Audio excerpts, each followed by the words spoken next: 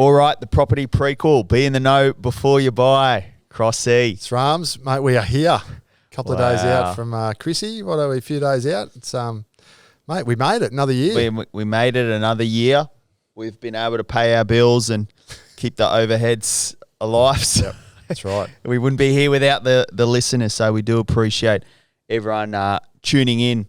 When we started this podcast, Crossy, like you said, just want to add value. No expectations at all. We're just sort of like, hey, let's give it a crack for a good year. Yep. Whatever comes of it, comes of it. The main purpose, though, was, just want to add some value to the buyer community out there. So we're well and truly, I feel, just from the amount of feedback we've both been getting, it's great that, I feel like we're on that path, and it's probably scaled a lot quicker than we thought. But mate, it's been an epic journey so far, hasn't it? Hasn't it ever? It's and you get a lot more messages than me, given that you're in that property space, really at the coalface.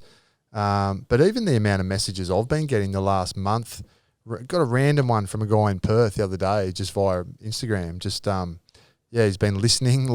And again, he's probably been listening because he's looking to buy something on the East Coast. And sort of as in his words, stumbled across our podcast and knew that we were sort of Gold Coast centric and but Eastern Seaboard, and the amount of value that's adding to him and the confidence that he's taken away from it. So that's one small example. You could give probably 50 of those, but that's been really pleasing because, as you said, we set out 12 months ago just to be consistent and add some value and with no expectations. And we're sitting here, a few days out from Christmas 2022, and we're both probably really surprised how much traction we've got so quickly. And for that, we're super appreciative. Yeah, super appreciative. So everyone out there who follows the potty or has referred it on to someone to give it a listen, we really do appreciate it. And if you do have any feedback or messages or guests you're thinking into 2023, definitely get in touch because we're all around adding value to the community. So, mate, we will be there 2023. Can't the doors wait. Will still be open. It's going to be big. Wider than ever. So what I thought we'd do today, Crossy, is firstly on last week with old Daz Palmer, DP. Yeah. What a story that was. Crazy. That's obviously rated the roof down for us off the back of Grayer, probably our next highest rating one. So I've had a couple of bangers leading into Chrissy and to finish off the year. But Darren Palmer, for those that have listened, the story's pretty wild from the start and the resilience. And everyone just sort of tunes into the block or reads GQ or Bell Mag and thinks that, he's just probably comes easy. Comes easy. He's probably went to Sydney Boys High or one of the St Joey's in Sydney, but that's couldn't be further from the truth. And a really ripping fellow, Darren Palmer. Good bloke. Good bloke. Really genuine, really honest guy. So appreciate Darren coming in, and again appreciate everyone that's listened. Yeah, and if you haven't given that one a listen, definitely do so. Touch on just his journey, but also around his business acumen. I was pretty surprised with that. He's actually quite an entrepreneur, and then also how he got his start on the block. And then probably the biggest thing I took was the leverage he can take in each opportunity to maximise it. So, real hustler. I loved it. Smart guy, hey? It's very smart. Yeah, totally. People, and you alluded to it in the app, saying, people wait for the phone to ring or just hope that things will happen. He got out there and made it happen. Yep. For that, you take your hat off to Definitely him. Give it a listen. Yep. So I thought what we do today, Crossy, is obviously last one for the year. Mate, I was just laying at the beach the other day, my morning routine in the sun meditating. Just a bit of post-yoga. And then a post-yoga thought come in my head. I sort of thought, geez, we've had some good guests. You sort of look back and you're like, far out. In 12 months, the amount of people we've been able to bring in the doors here to add value to the community out there. Each one of them different stories, different backgrounds, different professions, but all had one underlying thing. They all had really good wisdom, knowledge that they wanted to share. So what I thought we'd do, Crossy, is, mate, off the cuff, anyone listening, I just sprung this on Crossy 5 minutes ago, so it's really going to be around, I wanted to make it that way so it is sort of top of mind, and because golden nuggets stick with people, right? And what I thought we'd do, would unpack each guest we've had on in the year. We're not going to spend too much time on each one, but just the golden nuggets we took away from each guest. And that way, people who might be new to the podcast might want to go back and listen more in depth and get a sense of some of the people who have added knowledge on there today in the year. Yep. And then that way, leading into 2023, just knowing that, hey, there's a good sort of group of people that they can really, really, I guess, get the ammo ready for 2023 and actually come in, you know. This will be good because just thinking out loud, mate, that there'll be a lot of consistent themes and messages across these guests, which, again, hopefully will reinforce to our listeners what it does take to get ahead in life and specifically in property. So, mate, this will be good. Yeah, no, it'll be good. I thought we'd go back. All right, let's go back down memory lane, Crossman. Yep. And let's Who go. was our first one? So the first one, well, we had where are we? Liz Cantor was one of the ones. It was Liz this year? Well, it was 2021, but her story was that good. I thought we'd chuck her in as 2022, but Liz Cantor, thing I took away from her is like she's very reputable in her own right. You know, I've been on Channel 7 for, you know, who knows how long, and just a really good person, but the acumen around the knockdown rebuild side of things. I sort of thought my takeaway with Liz was I remember she was telling the story around how she got that site. Yes. Around the market. Term off market. That's right, yeah. But dropping letters in people's letter boxes and whatnot. So my key takeaway from her was more around, you know, she had a lot of frustration, like she was nearly giving up on the buying process. She was. Super frustrated, super, you know, just with a family as well, those sorts of things, a lot of stress. But she just sort of stayed in there and thought of a different way to buy property. Yep. That was probably my biggest takeaway. Actually, with her. just thinking back to Liz as well, they were looking for something that they could buy and renovate. Now, that's right, yeah. They become increasingly frustrated, and to use Liz's words, she felt like she was getting used by agents to push up prices at auctions and ultimately be the underbidder. What stood out for me, Srams, was I remember her saying that they got to a point and they end up securing the place at Miami and quickly realised that they're probably better off doing a knockdown rebuild. So she reverse engineered the numbers because she was thinking we can buy it for this amount. We've got this much money to renovate. But in the end, she said, you know what? We're better off just going, right, this is the total amount of money that we could access. I'll reverse engineer the numbers. This is what a new build would cost. This is what we're going to go out and buy a property for. And she did it, her and Ryan. Made it happen. Outstanding. Made it happen. Achieved the goal. And the moral of the story is she got there. She got it done. And in budget, all those sorts of things. So good on her, Liz. And it's great to see people, again, she's a TV personality, but behind the scenes, mate, she's just having a crack as well. Having a crack, and shout out to Metricon because Liz does work for Metricon and is an ambassador. That's right. And they did a great job as well on that. So, mate, fast forward to Feb, the GOAT of auctions. Oh, Nico. Justin Nickerson. Yes, I remember that one actually, and I'll just kick that off. Absolute banger, that one. He's one of my favourites, Nico, because he's so articulate. He's got so many acronyms, and he's so polished with his speaking. Very polished. Yeah. Hence why I probably think he's really, really good. I remember with Justin Nickerson, he was big on due diligence. Yes. It wasn't he? You know, because I think you asked, as you do every guest, 3 pieces of advice. And I remember him saying, like, due diligence is key, which I think is going to be a bit of a common theme. What was your take on mine with Justin was around the buyers, right? Because he said it as an auctioneer who has done multiple auctions over a very long time, a lot of people going to auctions are scared and are in the mindset that we'll wait and see. Yeah. Big thing I took from Justin, from literally the best auctioneer out there, and I agreed with him too, because this is what I educate my clients is, if you register for an auction, you like the property, you got to have a bid. You got to have a crack. Get in there. Get in there. Yeah. Like, and he had he probably told us a little bit too much in that ep, which we're really appreciative of. If you're a buyer out there, go back and listen to Justin Nickerson's ep back in Feb and get an absolute masterclass on what to do and what not to do if you're at your next auction. So it's not a scary thing.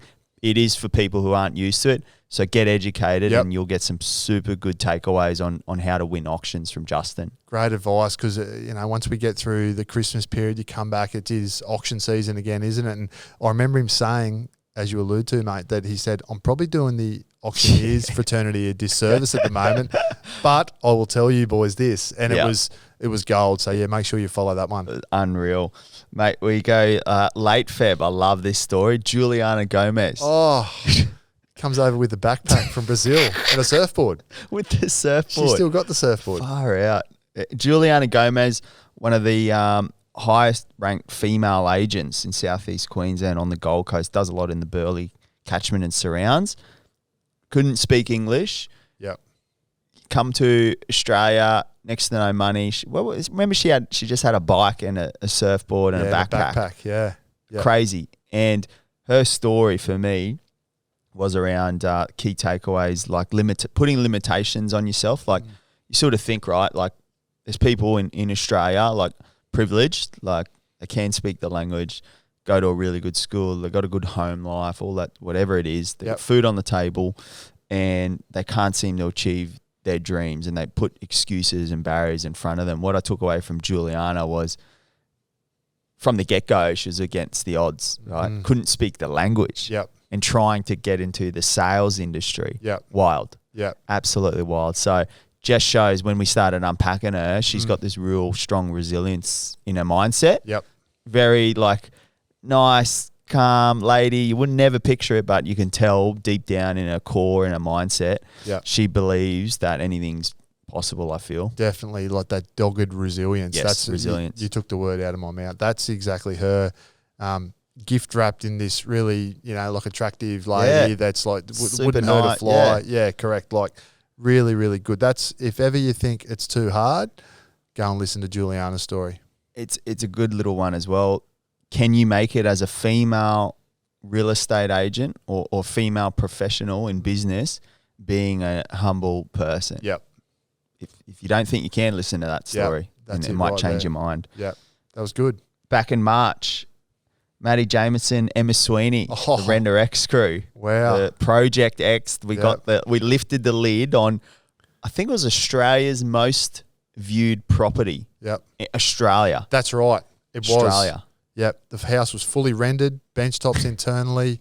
I think went to auction with Kaloshi. That's right. If yes. my memory serves me correctly. Yep. In you got Burleigh. the little pocket rocket from Sydney, and Maddie's the cruisy dude from the South Coast, from Tathra, I think. Yeah, that's right. But a really, really cool story, those two, and haven't sort of stayed in touch with them in recent times. But that was a good one too. Like, just thinking about Maddie, he moved up, he drove his ute up, he didn't have a job, he was going around job sites. Remember, like with his render board, saying this is what we're going to do. Yes. And most of the old school renderers said, mate, that doesn't work. Get off my job site. Yes. Yeah. That's right. That's a really good one, Crossy. So, Matty, he's got the company now. If you look it up, it's called Render X. Yep. Shout out to them. Unreal. They're one of the most in-demand renderers in Australia. They do a lot in Southeast Queensland. And he was on job sites and just got his work, like a portfolio of work, on like a board, and he'd literally go around job sites walking them and just going up to these builders saying, hey, you want some render done? Yeah. And they're all like, mate, who are you? Yeah. Like, get off our job site. Unreal. Like, again, people see where he's at now. Yep. Go back, listen to that ep. It will show you around. If you've got a passion around something, this is probably the biggest thing I took away from Emma as well, that they're very passionate people. So they turn passion into paycheck. That's mate, well said. That is a great example, that episode, that story around following that passion, isn't it? 100%. And that's so important, isn't it? Like, let's digress really quickly. Like, following the passion, to make that your long-term sort of career, because if you're doing something just for money, you might be able to do that for 12 months, 2 years, 5 years, even 10 years. Yes. But at some point, it's going to get to you. There's going to be burnout, and it's all too hard. But if it's something you're passionate about, right? Yeah. And like anything in life, there's ups and downs, but you can absorb the ups and downs, especially the downs, a lot easier if it's something you're waking up and enjoying. There's bigger purpose around it. So if we head into March now, Jade Pizzette. Oh, Pezzy. Old Pez, Yeah. the Pez man. Yeah. What about that one? He was good, Pez. I mean, he's super experienced. He's, 15, 20 odd years now in the property game. Learnt from the ground up under Con Nicofrides, the That's old right. Nikon Developments. Yep. Then that turned into Quarter Mentha once, Nikon Group went into liquidation, and it was a tough time for Pez. And then him and, Toddy Matheson, they've kicked off Pizzette Matheson, that's right. project marketing, and they do some of the biggest projects on the Gold Coast from a project marketing point of view. Super intelligent, but just a legend bloke, Pez, and he was a good one, I reckon, for being having the attitude that I'm going to start from the ground up. And he said that from day one. He goes, we said, Pez, what did you do when you first started? He goes, mate, I was like the sales associate. So I was pretty much the shit kicker for one of the sales guys. Is, can you go and get this done, get that done? And then so he started there when he was at that age, and now he's one of the real, I'd say the real thought leaders and guys in the entrepreneurial space in the property sector on the Gold Coast. But what'd you get out of that one, Trumps? Mate, first thing come to mind with Pez is play the long game. Yeah, true. So he, as you said, he started off as like an associate. Yep. Like just the tire kicker in the office kind of thing. And now he's literally one of the most reputable people in the industry and thought leaders. He's been on Channel 9, all those sorts of things in the game. So for me, is around, he would have went through GFC when a lot fell off. Yeah. He would have went through, when COVID and those sorts of things, and still stayed in it in that industry. So for me, around Pez is he plays the long game. Like he's all about relationships. I think was a big one I took. Yes. Like he's a very he's very genuine. Like when I first met him as well, he wasn't a salesman. He wasn't like that. He knew his value that he added, so he had that good sales acumen, but combined with like just a genuine dude. Yep, genuine dude. And that's right. And he is a genuine person. I've known him since my Byron Bay days growing up. We grew up in the Byron Bay Surf Club together and surfing, and so I know for a fact that he is. But one thing he had to do through that GFC period, there was people that bought units in the Oracle at Broadbeach that had paid 1.4, 1.5 off the plan. Yes. GFC hits, and then Pez is trying to sell it to, for 600, 700, Can you imagine the height of emotions for those people staring down the barrel at bankruptcy and stuff? So he's dealt with a lot, and he's come out the other side, and he's doing great things, and I'm stoked for him. Yeah, it's a really, really good story, that one. Next, in April, we headed into the property development space and town planning. Really interesting one with old Sammy Watson. Yeah, really good. That was Sammy insightful. Watson. Particularly very poignant for what's happening on the Gold Coast right now with the light rail. And Sammy went into good detail around zoning. Yeah. And what happens. Huge. With when there's infrastructure and how that can affect zoning around certain pieces of infrastructure like the light rail. Sammy's a really switched on character, and he's in a good space because he's worked at council.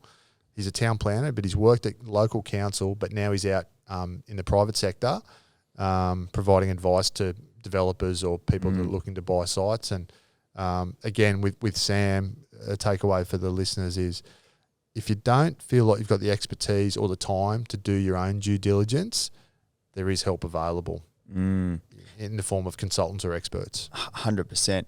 Big takeaway I got from Sammy Watson in that property development space was you don't know what you don't know. Yeah. So what I mean by that is there's there's zoning and things you can, but within that zoning, there's different parameters on square meterage or setbacks, and is a portion of it got an easement or a flood zone? Yeah. All of that comes into play for whatever project you're doing. So it even educated me and my business to look further, like peel the onion even further back to ensure what the client goes into is what it is. So that's probably my biggest one is it's not always what it seems on the outside with property. It's not a $1 transaction. Some of these are millions. So you're better off chatting to someone like that to understand what you can and can't do when you're talking around property development and big renovations and stuff like that. So that was a really, really good one. We stayed on the property theme heading into May. we got old Troy Dowks, Oh, the Dowker, yeah. number one real estate agent in Australasia, not just Australia, Australasia. Dowks, he's one of our favourites. There was a lot of gold in Mate, Dowks' episode. I remember the amount of real estate agents that messaged. So if you're in the real estate industry or thinking of getting in the industry, Yep. do yourself a favour, listen to that app. Yeah, that was good. He's obviously one of the things that he spoke about, and I know you're big on this now, is niching down. Remember that? He was an agent, correct me if he was with Ray White and he was working that Burleigh Waters area. But he lived at Currumbin. He's lived at Currumbin basically his whole life.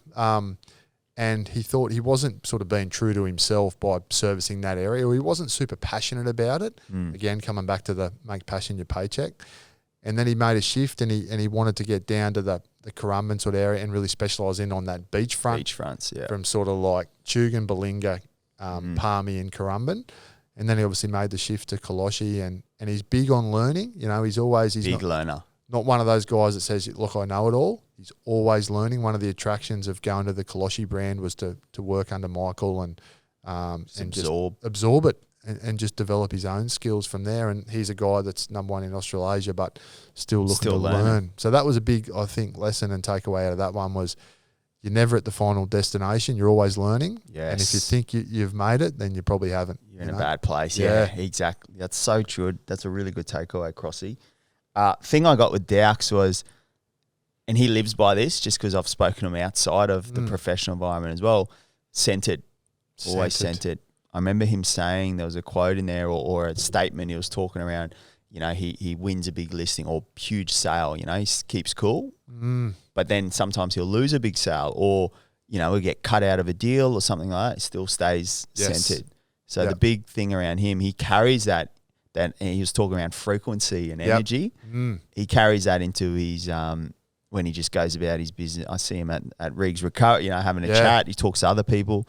Still keeps a centered tone. You can tell not much would, you know, he'll get excited internally, but you got to keep that because, again, life is like that. There's ups and downs. He remains that same frequency level in the middle. That was the big one I took from him. Yeah, and mate, great. That's a great one, actually. And just further to that, I reckon he takes time to smell the roses too. Yeah, and that's right. Celebrating the wins, but he goes away a lot. He freshens travel. up family. That's right. He gets the balance. He's got young kids that he goes surfing with and he goes to the snow. He loves the snow. But when he's working, he works hard and he still has that balance between health and work. But he does take time to smell the roses, which I think a lot of people can take away from that. There's a difference between, you know, celebrating the wins and I'm king of the world, and smelling the roses, there's a distinct difference. Definitely. Loves an ice bath as well. Loves the sneaky ice bath. He's due to take us to lunch, actually. Yes. So I'm sure that'll happen, Dowks. Lisa and Roy from Style by Lou and Custom Home Builders. Remember their story? Yeah. They did the development down in Currumbin Waters. Michelle Drive. Mate, talk about profit. Oh, yeah, they creamed it. Actually, I think Dowks might have sold that one for them. Yeah, that's right. They did too. They're a great duo. So Lisa's obviously a bit of an interior designer that she more or less fell into it. Roy's a builder, got a really successful building company. And, don't they complement each other well? So Roy does all the building and Lisa does the interior designing and the styling. Style by Louis, I think is her Instagram handle. I loved our chat with those guys. Really down to earth, really good people. They've just bought a place out at Tally Valley, wasn't it? Yeah. Yeah, where they're building sheds and doing little cottages and a few different things, I think. So that was another good one for people just wondering how to get into it. Well, there's one way. Just have a crack. Oh, yeah. Get started and work it out on the run. On the run. That was a big one. No huge experience. You know, big thing I took with those guys was like a team. Like we both come up in team sport. Yep. They both had different skill sets, combined it together, and then now creating a lifestyle for their children or whatever. They're creating a bit of legacy. They touched on their legacy piece in there. Yep. So the key takeaway for me was what's your weakness? Try and sometimes you can get to your destination quicker if you team up with the right people. So they were really fortunate and this could really aim at any husband-wife duos, partner, girlfriend, or siblings together. Think about if you guys could form a team, because you're seeing it a lot now, the renovators and the husband and wife duos. Give that one a listen, because that will give you an idea on how they structure each deal, how they structure who does what, but That's also right. get along at home and have a marriage. That's right. I forgot about that aspect of it. Yeah, they covered that off quite well, didn't they? Yeah. Really, really good. And just quickly, Shrams, again, coming back to the whole passion thing, Lisa used to be in the financial planning industry. Oh, and she said, that's right. You know what? This is not for me. I'm not super passionate about this. I'd rather do this. And look where they've gone to. So, again, just being true to yourself. 100%.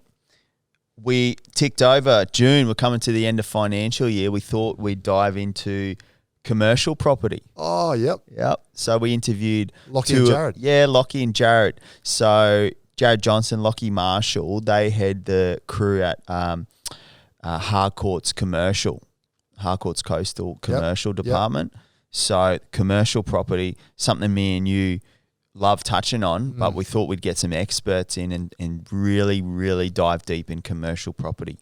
Pros, cons, if you're an investor, the benefits with the cash flow, the risks as well, what to do, how to find sites, absolutely unreal app. The big one I got out of there was around shifting your eggs, like not putting all your eggs in one basket potentially. So they really opened my eyes up to what's possible in commercial. So a lot of people, residential is always kind of the first step, but just what they were telling us, what they've learned from some of the best investors in the country was the way they approach commercial property. They look at things like the leases, and this different structure, isn't it? There's like, a 5 plus a 5. You need to know what that means. Who pays the outgoings, all those sorts of things. It's very balance sheet focused. So that was probably the biggest thing I found. If you're an investor or you're looking at maybe divvying up your eggs, maybe from reso into a bit of commercial, make sure you give that one a listen, because, I got a lot out of that in terms of what's possible with commercial. One thing I remember, and we're going to talk about this guy separately, but they spoke about the value of a team. Obviously, they're partners. But they're also in partnership with a guy called Dane Atherton. That's right. And we asked them about Dane, and they just... and Kim, I think is his wife's name, Dane and Kim. They spoke about what absolute great individual and humans that they are. And he said, look, give you an example, like Dane will come in and talk to the receptionist, for longer than he talked to, or the same, because everyone's equal. No one's above anyone else. We're a team.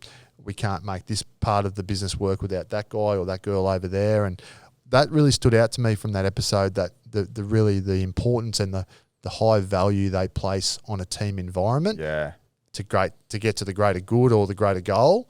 I just remember that from the boys. That was good. Yeah, really, really sharp operators as well. So tons of value for any buyers out there looking in commercial, but also if you're in the industry, I know a lot of sales agents are starting to tick over into commercial agents. So they give some tips in there as well. Next in June, we spoke with the Jason Pate. I've got to put the because, mate, he is starting to, even from that app, mate, he has skyrocketed as literally Australia's #1 house designer. Like crazy. He's just making so much traction. I spoke to him. I seen him at a property he designed with your town, Prize Homes. He designed this property, and he's doing. They've got a really special one. I can't say too much, but he's got an absolute banger coming up in Miami, I think it is. Yeah, right.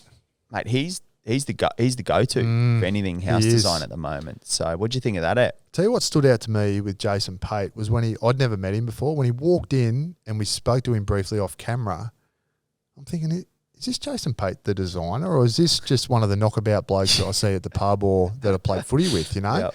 And as it comes to life, as we unpack, he actually used to play AFL footy. Yeah. And then, as we know, he was unfortunately involved in the Bali bombing. That's right, yes. Which, as we again know, was the 20-year anniversary. anniversary. That was. And it wasn't long after we did that podcast with Jason that all the Bali 20-year reunion stuff started coming up. And what an emotional time that was for him. And that was a tough time for him. I remember he said when he come back, he was working, I think, at Southport Sharks at the footy club in the bar, and people wanted to ask him all the time about what happened, and he couldn't talk to people. Like it was so hard for him.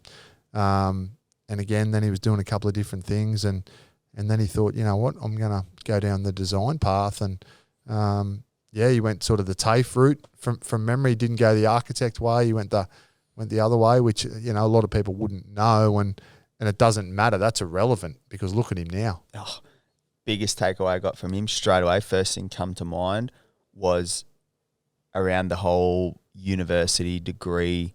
Yes, there are professions and industries. You do need a, accountant, doctors, those sorts. You do need a degree to get going.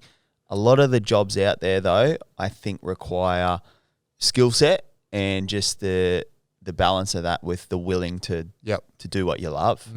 He did the TAFE route. Like he didn't even do the architect. Like, how does that work? I know. So he literally would get his sketch pad out and just start designing. Yeah. So he obviously had a skill that he loved, and now it's turned into a business, and now it's literally just thumping. So the thing I took there was, don't always think you have to go down the route of qualifications or secondary education. You can really look up to people like him and sort of say, hey, have I got a skill? What's required? If I just do it enough and talk to the right people and be a genuine bloke, like he's a good fella. Great fella. So anyone out there, if male, female, just be a good person, good human who wants to offer your skill for the greater good. I think it'll always come back to you. That's what I took away from Jason. And just thinking as you talk about that, Srams, you're right. The value that he puts on leveraging his relationships, as in teaming up with a really good builder or a couple of different builders that are doing some good things, getting some referral work from maybe another architect or another builder, which can then leverage your brand. All of a sudden you're a perceived expert and then you're away, aren't you? So, he saw the value of that early on and look where he is now. Yeah, 100%. And the theme of business, you'll like this one, Crossy. We'd head over in August with, actually it was our first step in the new building, Michael and Tennille, Crawley, MC and Tens. Actually, I'm just thinking now, he had a line, that'll do, will never do. Oh, that's right, yeah. That'll do, will never do. Loved it. And it's talking about he goes to so much extent. Attention to detail. With his marketing and stuff, correct.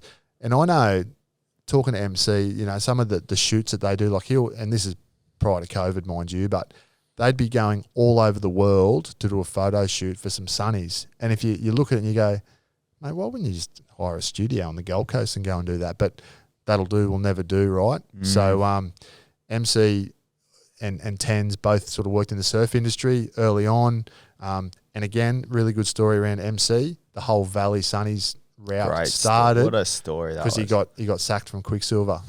Yeah. What a story that was. So Valley Eyewear, obviously one of the biggest companies, e-com. They do bricks and mortar. They're everywhere. They're just a local GC sort of founders, and with their Matt Grippo, I think his name was. Yes. Yeah. Yep. That story, I remember him saying they started on the kitchen bench at home. Yep. They had a few lenses and frames. That's right. Yeah, correct. just started at the kitchen bench. Mate, this is a global brand, mind you. Yeah. So if you want inspiration, if you're a business owner on hustle and dedication, listen to that one. Yeah. And then one key thing I took away from them was how they leveraged that, I guess, business over into real estate. Yes. So I remember the story. Tennille had some nice upbringing, and education. I remember she was saying maybe her family was down Cronulla ways or something. I think she's Shire girl. Shire, yeah. And they got a property quite young, and then they just kept building the portfolio. Like they kept building, and obviously got a beautiful home on the build now. Yep.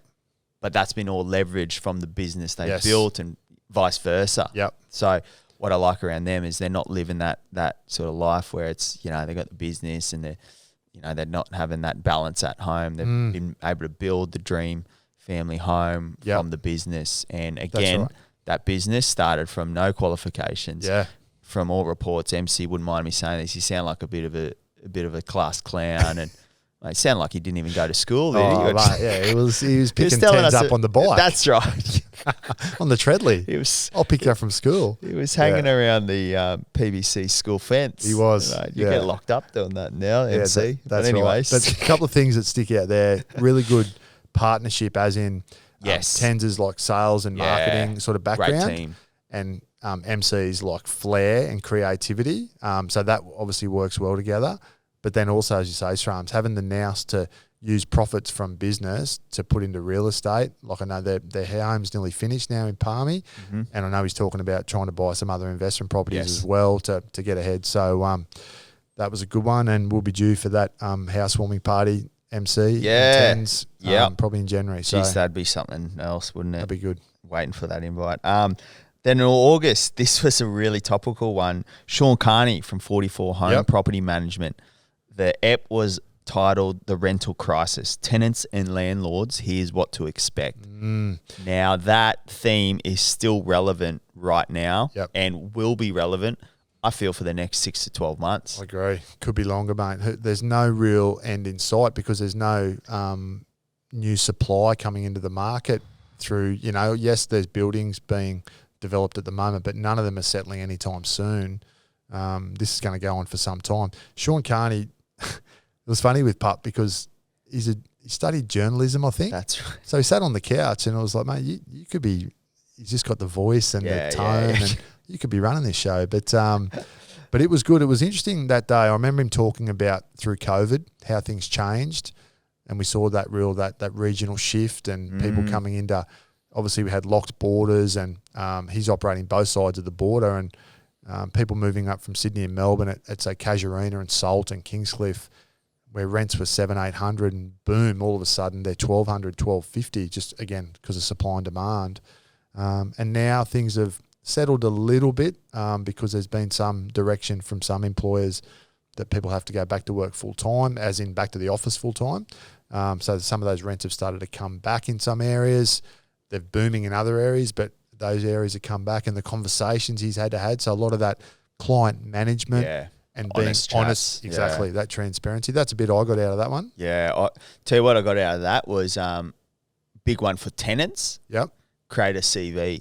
I remember That's right. Yeah, he was talking around creating a tenant CV, and I've actually passed that tip on to a lot of mates and stuff who are struggling to find rentals. He was talking around the importance of standing out from the crowd. You can imagine a hot property up for rent in Southeast Queensland right now. You're not the only one. There's a lot of people. So what can you do to stand out? That episode, and he dives deep into what goes onto a rental CV. Yep. And he has selected tenants for his landlords based off these CVs. Yep. So there's a bit of insight and a key tip there that go listen to that app to, I guess, help you try and find, a good rental and stand out from the crowd. So that was a really good one. But I'm with you, Crossy. I think that app will be relevant.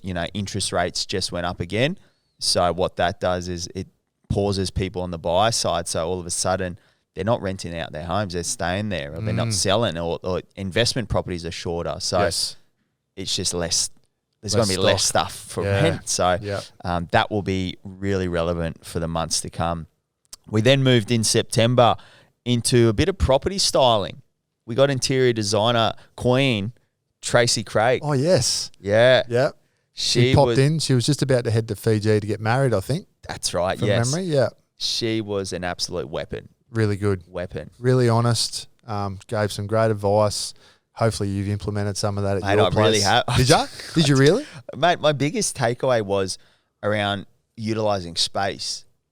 So she gave a really good tip around, you might have a room, right?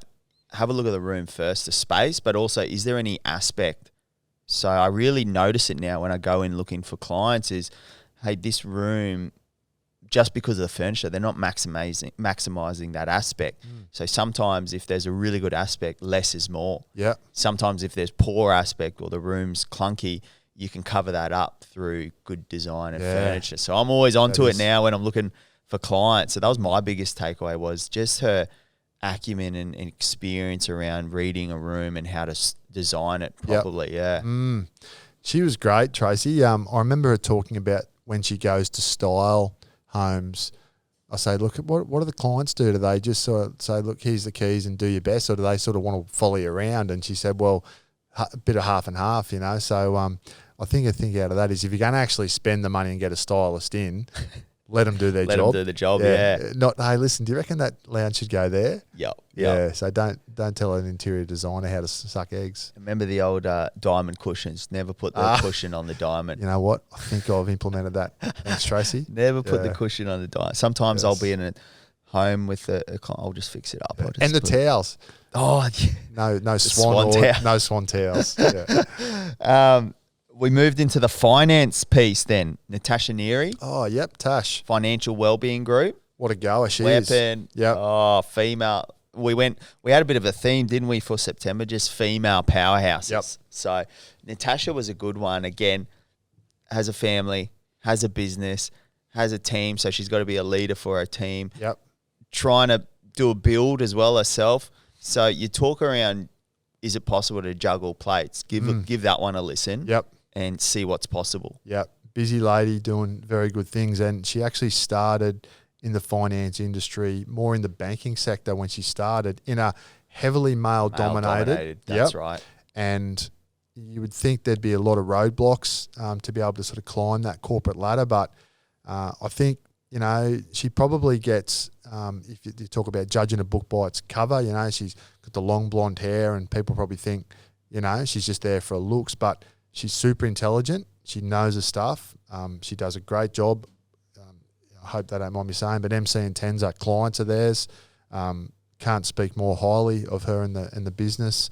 And I just think that's a really good lesson for the listeners around, if there's something that you're passionate about, but it's in an industry that's dominated by males or females, whoever you are, don't be, you know, perturbed by the fact that you're the minority in a heavily dominated industry by the other gender, because if you're good at it and you've got belief, follow your dreams and you can get it. Oh, but mate, you nailed it. That was my key takeaway, was belief. Yep. She believed, like, even when she said she was early 20s, I think, and she was giving these presentations and then sort of roll her eyes like, oh, here we go. That's right. Yeah. You know? But she always believed, no, I belong here.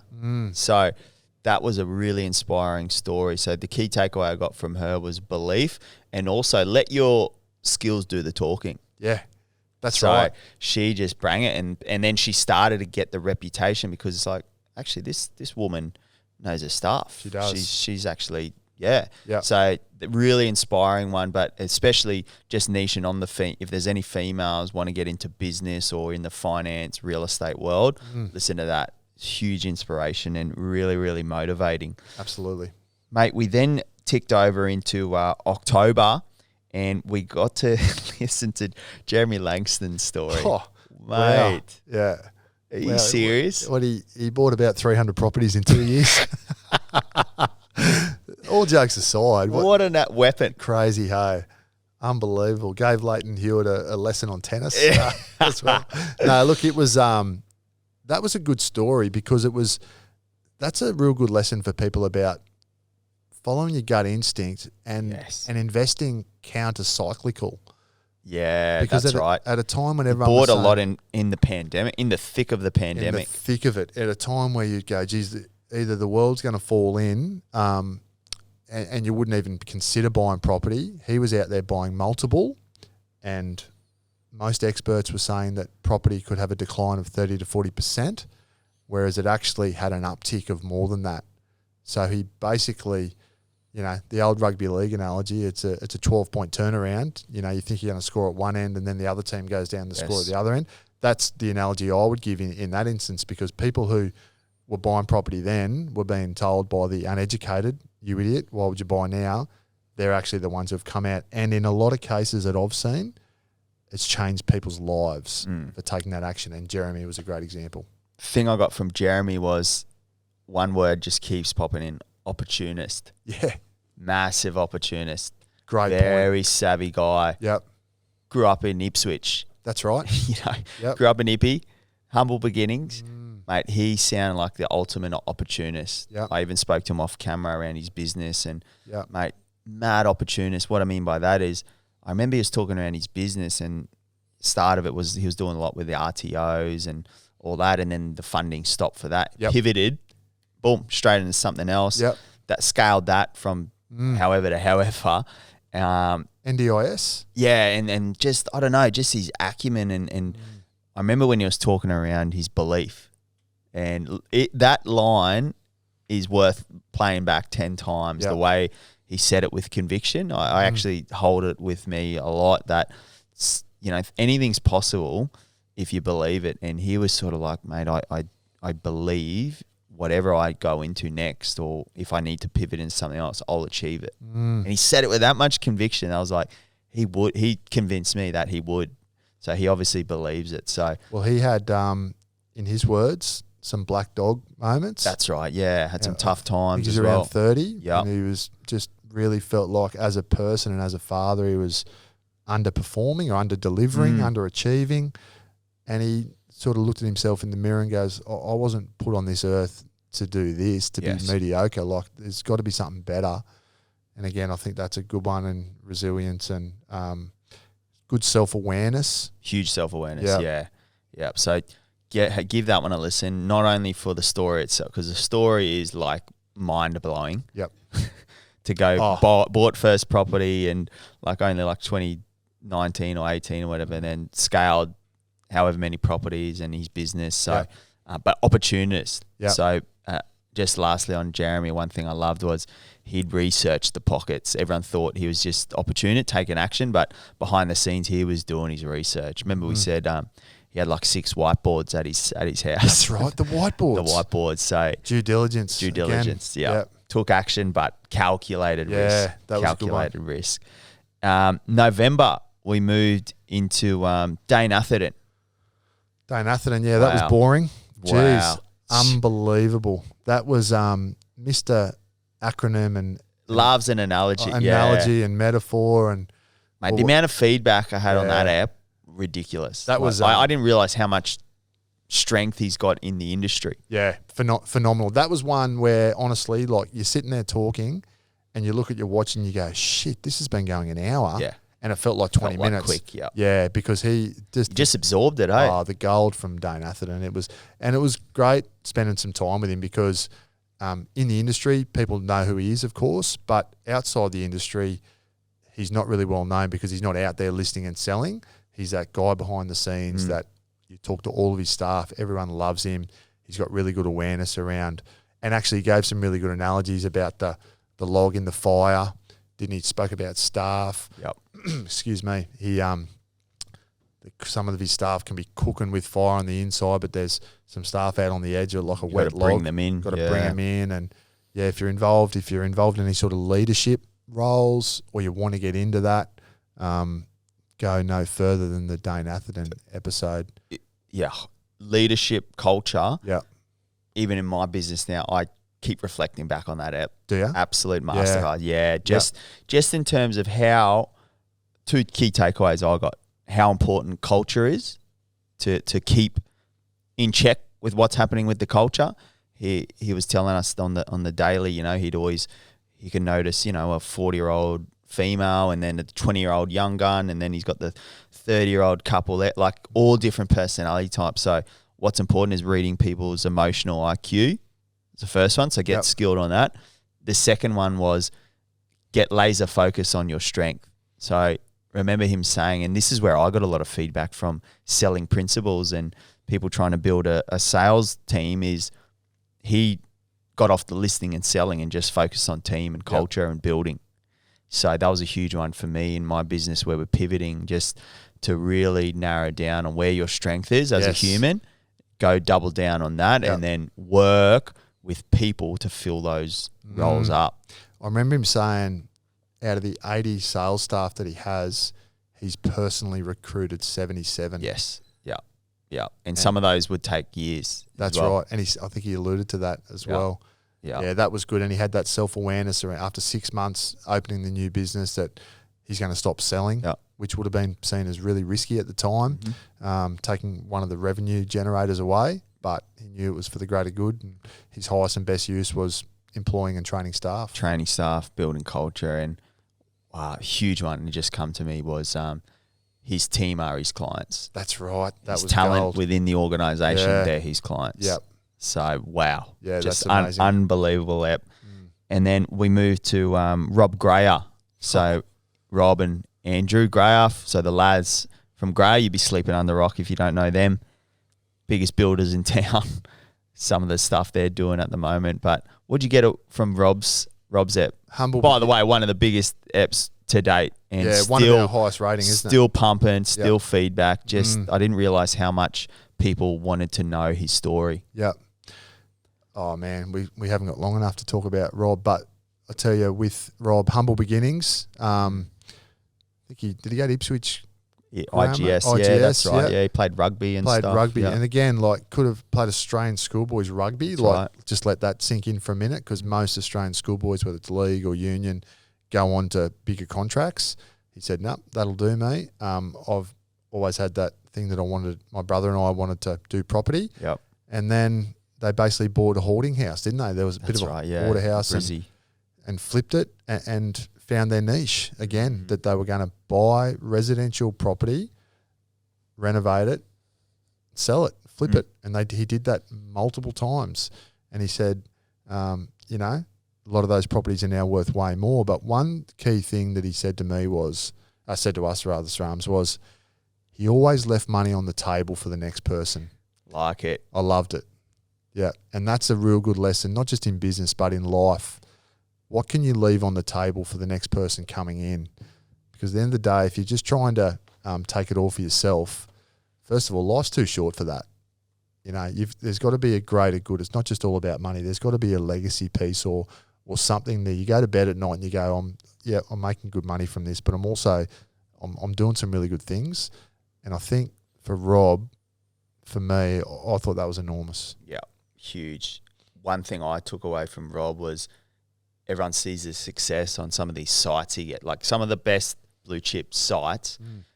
So what does he look for in a site was one key takeaway. You know, like he looks at frontages, aspect, which way it's facing. So he gives a bit of a masterclass on what to look for so he can profit on the back end. Yeah. And then the biggest one I took was how he actually makes money on the way in. So he was sort of saying two things. He buys a lot off market to avoid competition. That's right. Second thing is he has the saw sharp before he cuts. Yep. So he knows because we spoke about it, I asked him, he knows that if a good property comes up off market, it's not staying on the table long. So he doesn't need to do the due diligence and understand what that's worth, and he's already done it. He's done it. So he's just constantly taking things off the table, good property off the table. So that was a huge one I took, was he's not just waiting for these things to pop up and then do the research. Does the research, gets the good acumen, gets what he needs, that, hey, this is the margin we'll need, this is what the resale will be.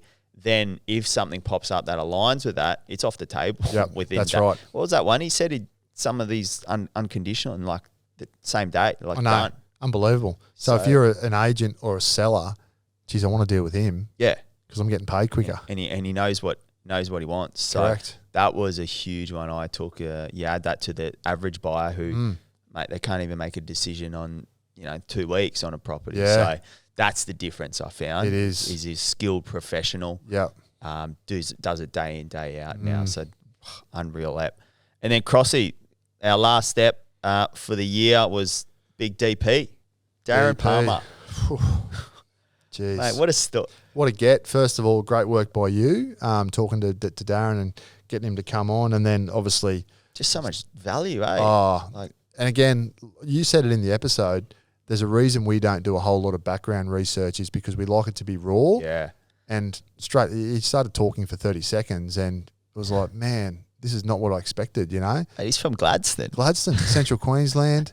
It's funny, mate. I actually ran into him at Rocky Airport the next week. I said, really? Mate, what's going on? He said, well, no, what are you doing? Yeah, I said, yeah. well, I'm up here to do some coaching. But I said, what are you doing? He said, and again, this shows the sort of guy he is. He goes, mate, it's my nan's 94th birthday. And I had to come home for the birthday. I thought, unreal. Man, that just shows. Yeah. That's what like he is. Grandson of the year. But look, he the humble beginnings and the actual drive and tenacity and proactiveness, I think is probably the word I'm looking for. Being proactive, that, okay, I've got to hear, and he's a big believer like I am about the universe. Yep. If you do good things, the universe will take care of itself and look after you, and there'll always be opportunities come from it. But you know what? There won't be opportunities if you don't give something a crack. And that's the biggest thing that I got. And another thing that he said was, the time's going to pass anyway. So you either have a go and, it doesn't happen, the time's going to pass anyway. But if you don't do it, the time's going to pass and you'll live with the regret of not doing it. So he said, you may as well give it a go. Just give it a go. Yeah. 100%. And he did that, didn't he? He ended up, for those that haven't listened, it's only recently dropped, but, and we won't sort of give it away about how he got his big breaks and stuff, but he ended up doing a lot of writing. Yeah. He's not a writer. Yeah. But that kind of helped him get to where he is, where we see him on TV. So sometimes the universe has got weird ways of pushing you in certain directions for ultimately to end up where you want to, but it's just a little detour. Oh, mate, we could talk all day about Darren, but what about yourself, Srams? What did you get? Mate, key tip from Darren was over-deliver. Yeah, Over-deliver. Right. Yeah. I remember he was telling a story around the writing piece. He's never done it before. And they got him to do one article. And I think he gave him six more just because. That's right. He gave him, he came up with 16 ideas. 16 different ideas. Yeah. That was for Bell Mag. Yeah, something like that. Yeah. And it was just sort of like, are you really doing enough? It's kind of like he wanted it that bad that, he's just over deliver. And then same with the TV and the block and stuff. He was sort of, he was only a fill-in at the start and he'd sort of just be asking him, hey, do you need me to do anything else? Knocking on the door, kind of that's what it takes. And he even said perfectionism, he was talking around that because he's a designer and, his attention to details next level. So for him to sort of say perfectionism will kill you, but what will kill you even more is not having a go. Don't wait till it's perfect. Just get it done. Just have a crack and you'll figure out the rest. So unreal story around interior design, business, bit behind the scenes on the TV and media world, and then most of all, how you can come from here and end up here very quickly. It can happen quickly, but it takes hard work. Yeah, and he also said something along, and you've sort of covered it, but you need to make it easier for the person to give you an opportunity, which again comes back to the 16 ideas. So he wants to make things easier. Don't just go, is there any chance we can do this? And then they say, what do you reckon you could do? I'm not really sure. He went there with full focus and ideas around what he could do, and it made it easy for them to say, actually, we want you to do that. The other thing just quickly was he became a really good delegator and being able to separate and bring in experts. So we asked him about the talent management side. Yeah. Carper Court rings and says, we want you to be our ambassador. How does that work? Yeah. He's like, okay, geez, that sounds good. Let's do that. Geez, I probably need a talent manager. And I asked him, how do you go, because he's a bit of a perfectionist, as you said. Yeah. How do you go getting experts? And he said it's really important to get experts involved. So whether it's a buyer's agent, whoever it is, it's a finance broker, whatever, the value of having experts in your field. In your corner. 100%. So give that one a listen as well. But Crossy, mate, that wraps up every guest we've had on for 2022. And just again, looking at it now, you're kind of like, if you were to tell me at the start of 2022, this is your starting lineup for 2022, I'd say you'd be kidding yourself, right? You look back now, it's a bit of a funny one. It is. We literally, I buzzed Crossy one day, hey mate, here's what I'm thinking. He's like, let's do it for a bit of fun. Let's find some microphones somewhere. And mate, just the reflection piece, to look back, how much nuggets of wisdom jam-packed in one season that the listeners have been able to absorb. And again, it's only going to get bigger and better in the 2023. We've already lined up some guests for Jan and Feb. So wait, and I can't give away too much, Cross man. Yeah, it's good. But it's good. So make sure you subscribe to the potty. But mate, it's been an epic year again, hasn't it? It's been awesome, mate. It's been very enjoyable, very insightful. And I think you and I both learn something each time a guest comes in. Honestly do, Yeah, we do. And mate, it's gold. Awesome. Yeah, it's and it's, certain things have helped me in business and in the coaching that I do. And I know yourself, it's the same deal, as you said.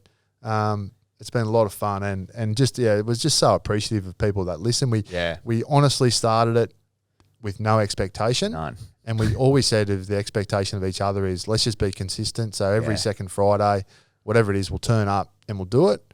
And as my young bloke said to me last night, he goes, Dad, it's pretty crazy when you think about like who you've had on lately on the podcast. And I said, yeah, mate, it actually is, you know. So, yeah, it's pretty cool. It's cool, isn't it? Yeah, I always just taken away, like, I guess, reflection on our year. You know, we're in the sheds right now. I'm giving the coaches chat. You know, we're reflecting on it. Mate, a bit of reflection, I think, is consistent. Like, second is the ability to show up and listen and learn. I feel both of us have come away from this whole year as better communicators. I've noticed even in your profession, like some of the things you've been able to achieve through communicate. That's what I tell a lot of people. If you're thinking of doing a podcast, if anything, it's a good skill set. It is. Being able to listen, actively listen. So there's a difference between listening and actively listening. And then being able to identify how to keep a conversation going. A lot of people struggle in the business world and all those sorts of things to identify maybe a pain point. If they're in sales, you need to identify a pain point and add a solution on the run. Yeah. And if you're in any sort of a business or your workplace, the ability to be able to actively listen, add value, and then also be able to keep that all in neutral tones or higher tones and excited tones. Yep. And mate, that's been my biggest takeaway is we've been able to do that and work on that whilst learning some of the best in the field. Totally, so mate. it's been unreal. It's been a good year. So, mate, that wraps up 2022. Yep. Big things 2023. I'll be keeping an eye on no Mad Mondays, mate. We need you fresh for That's right. fresh. Yeah.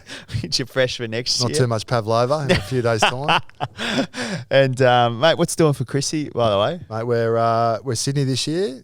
Oh. Jen's family, so we'll be heading off Whereabouts? shortly. Out to the Parramatta way, mate. Back to the old days. Love it.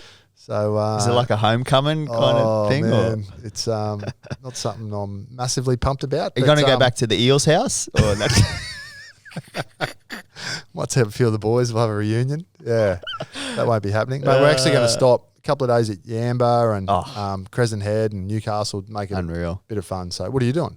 Mate, I'm going to the Philippines. Oh, yeah. Yeah. So mum's from the Philippines. Yep. So, mate, going to go over there in Manila, take her home to see her family, and that, nice which one. will be unreal. That's good. good. And then we'll stay with family. Then she's going to stay there in the city, and then I'm going to fly out to the islands. One in particular called Boracay and Palawan and all that. El Unreal. Nido. Yeah. Some mates are joining me over New Year's over Just there. R&R. Yeah, R&R. Come back to the city, meet mum and the family, then fly back home. So and back into it, what, mid-Jan for you? Mid-Jan, yeah. So, mate, myself and the team are still, mate, as you know, this industry doesn't stop. And, mate, if I'm in Boracay and there's a deal to be done, there's a deal to be done. There's a deal to be done. So, but no, in all honesty, it's going to be a good solid break. So, I'm really looking forward to it. And you need it, mate. Smell the roses. It's been a good year for yourself. Really good year. You got to smell the roses. Tough year as well, you know, obviously personally, you know, some things have happened. So, mate, it's great to see the growth and in your business and yourself, and go and have a good rest and get ready. Mate, we jump. What do you reckon pre-season when we start? Should Jan, about start of Jan? Yeah. We start warming up the mics. Yeah. And then I reckon we hit it late Jan and then we're on. We've got a couple of good guests, so looking forward to it. So Merry Christmas and all the best to all the listeners. And again, massive thanks. It's been a great year. That's it. Have a good new year from me and the Crossman. All the Thanks, best, mate.